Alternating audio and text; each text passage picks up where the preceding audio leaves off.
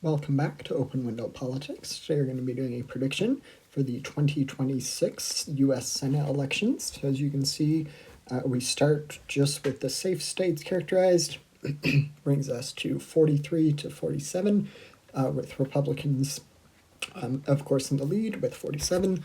We'll be going through each of these states. I'll start with the likely, so there's going to add a likely characterization.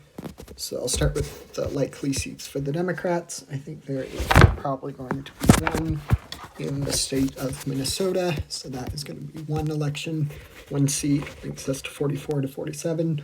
And for Democrats to be able to hold the Senate, at least for the rest of Trump's term, they would need to win 51 seats, because 50 seats would be a tiebreaker, and Vance would be the tie-breaking vote, and would thereby make it a Republican-controlled Senate.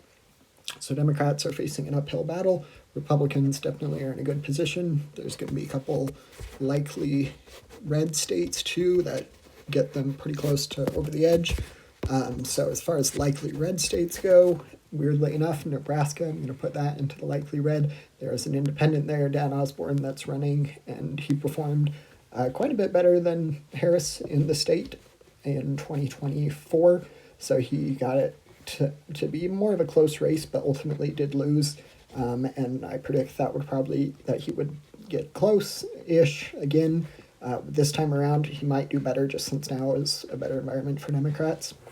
And that's where most of his base of support is from, as well as independents and some Republicans, but that's the main demographic there.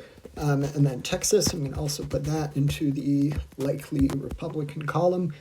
This state it's going to be interesting to watch both the Democratic and Republican primary for this seat. It'll be interesting to see what happens. Right now, I put Republicans in favor with a likely characterization. And then we'll get now to the state of Iowa. I'm going to put that in the likely column.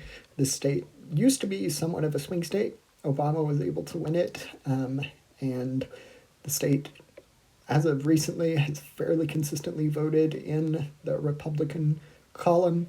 In 2018, for the House elections in the state, 3 of the 4 House members were Democrats. So Democrats have done well, especially in the House elections. Even with a favorable environment for Democrats at the moment, I don't see it being super likely that they'd be able to flip the seat in Iowa. I think it could get closer than normal, but for now, that's going to be in the likely Republican column. And then we're going to go now to the lean states. So I'll start with the Democrats.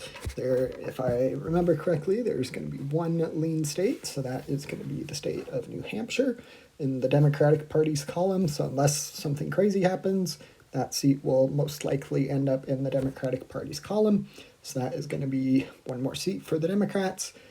So Republicans could lose every seat that I still haven't characterized and still hold the Senate, at least for the rest of Trump's term. But I do think there's going to be more good news for Republicans. I'm going to put the state of Ohio into the lean Republican rating. This seat, Sherrod Brown, the former Democratic senator from the state who lost his election in 2024, is running again, not for his seat, but for the other Ohio Senate seat.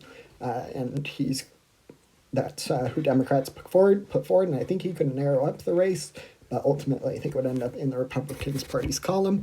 So that brings us to 51 to 45, with the Republicans taking the lead, and Republicans even being able to afford to lose a vote in the Senate, which is probably something that will need to happen. There's a couple senators, not too many as there were during Biden's administration, but definitely some more moderate, as well as some more libertarian-minded senators like Rand Paul that don't always vote with the party. So we're going to go now to the swing states.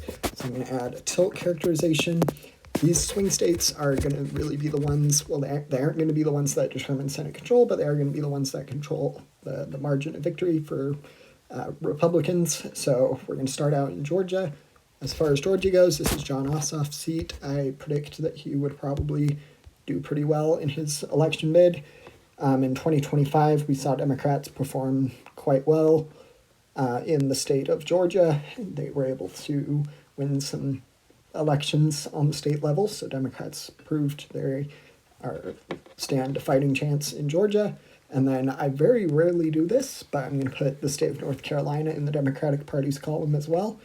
This state has a popular former Democratic governor that is running for this Senate race, really one of the best candidates, if not the best candidate Democrats could put forward for the race. I think it will be close. Ultimately, I do think Georgia will probably be more in the Democratic favor than North Carolina. But as of today, if the election were to be held today, I would predict both of those would end up in the Democratic Party's column. And then that leaves us with Michigan and Maine. So Maine is a bit of an interesting case. This is Susan Collins' seat, and really the only, aside from, one of few pickup opportunities for Democrats to be able to flip a seat for quite a few elections in the past. Susan Collins has outperformed the polls in the state, and she's been able to win as a Republican in a, not a reliably Democratic state, but a usually in the lean category for the Democrats, which is an uphill battle as a Republican. So I think this year will probably be the one that most likely ends. Things are getting a lot more polarized, and we're seeing fewer states that vote for one senator from one party and another senator from another party. If I remember correctly, there are only like 3 or 4 states that have that now. Let's see here, that'd be Wisconsin, Pennsylvania, Maine, and I might be missing one, but those are the main ones.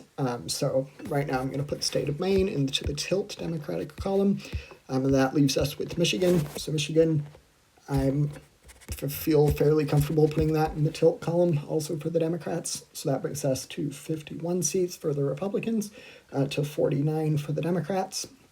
Ultimately, still, the Senate remains in Republican hands. The most likely path for Democrats to win back the Senate would probably go through Ohio, and then they would have to win one of the likely states, and I would guess probably Iowa. And I don't know, I'm torn between Iowa and Nebraska.